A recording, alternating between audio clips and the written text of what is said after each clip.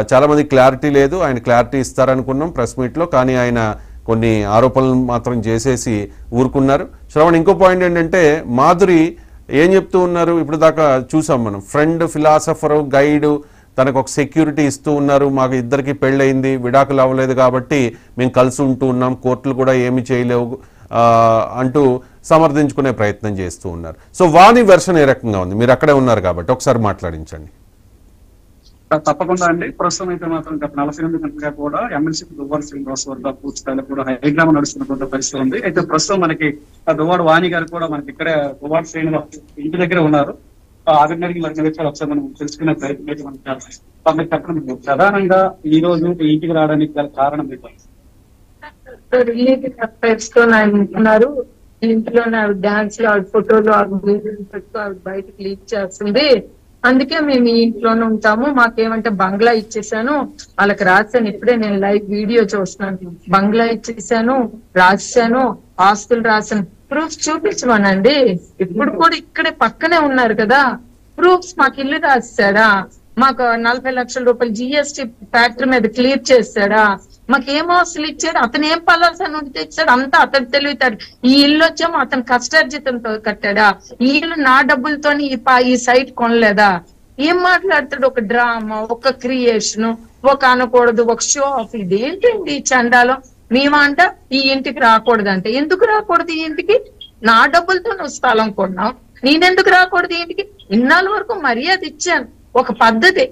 అతడితోనేంటి, నాకు చీప్ గా నా ఇంట్లో నేను ఉంటానని నేను ఆలోచన. నా పిల్లలకి అన్యాయం జరిగేటప్పుడు నేనెందుకు రాను?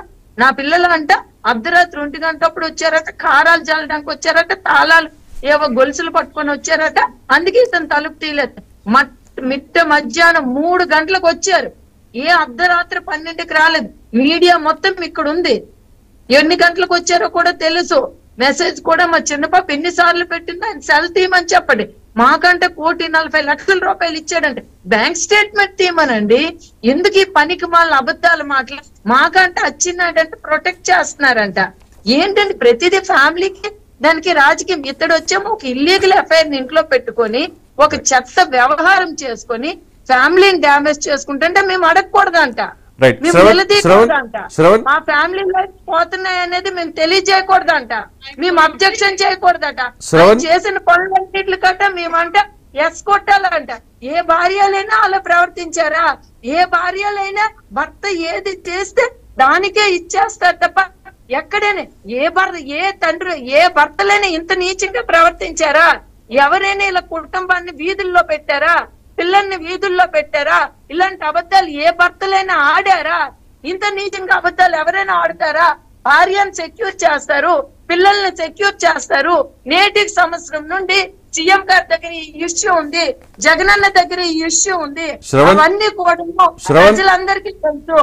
ఆయన వచ్చేమో ఒక దీనిలాగా మేము ఆయన మీద కారం దాడి చేశాము, మేము వచ్చేమో చిన్న మా ఫాదర్ అంటే మా డాడీ ఎగ్నెస్ట్ చేశారు, చేయలేదంటే నేను నా కూతురికి అన్యాయం జరిగింది, నేను నా అల్లుడికి చేయను అని ఎప్పుడో చెప్పారు. మేమేం రోడ్డు మీదకి రాలేదు. మేము ఎలక్షన్ లో నేనే రోడ్డు మీదకి వస్తే 1,00,000 మెజారిటీతో ఓడిపోతారు.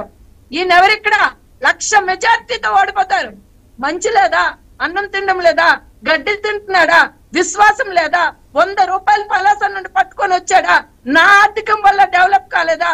మనిషి భగవంతుడు అన్నాడు ఒకటి ఉన్నాడండి. ప్రతి దానికి విలువలతో మాట్లాడాలి, నిజాయితీగా మాట్లాడాలి. ఒక నిమిషం శ్రవణ్, ఒకసారి నేను మాట్లాడే అవకాశం ఉంటుందా వాణి గారితో? తప్పకుండా తప్పకుండా. రైట్, నాకు ఒకసారి ఓకే అండి.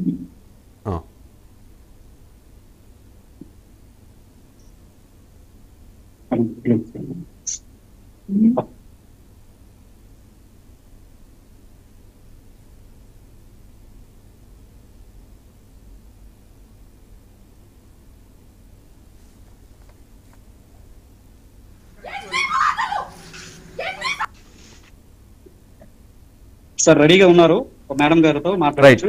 వాణి గారు నమస్కారం. నమస్కారం. అంటే ఇటువంటి పరిస్థితుల్లో మీతో మాట్లాడాల్సి వస్తున్నందుకు బాధపడుతూనే మాట్లాడుతూ ఉన్నాం. ఎవరికైనా ఫ్యామిలీ అంటే గౌరవం, ఆ కుటుంబ గౌరవాన్ని కాపాడుకోవాల్సిన బాధ్యత ఉంటుంది.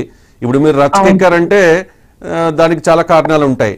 కానీ మీ భర్త దువ్వాడ శ్రీనివాస్ గారు చెప్పేది ఏంటంటే, నా భార్యకు రాజకీయ ఆకాంక్ష ఎక్కువ, తను చేసిన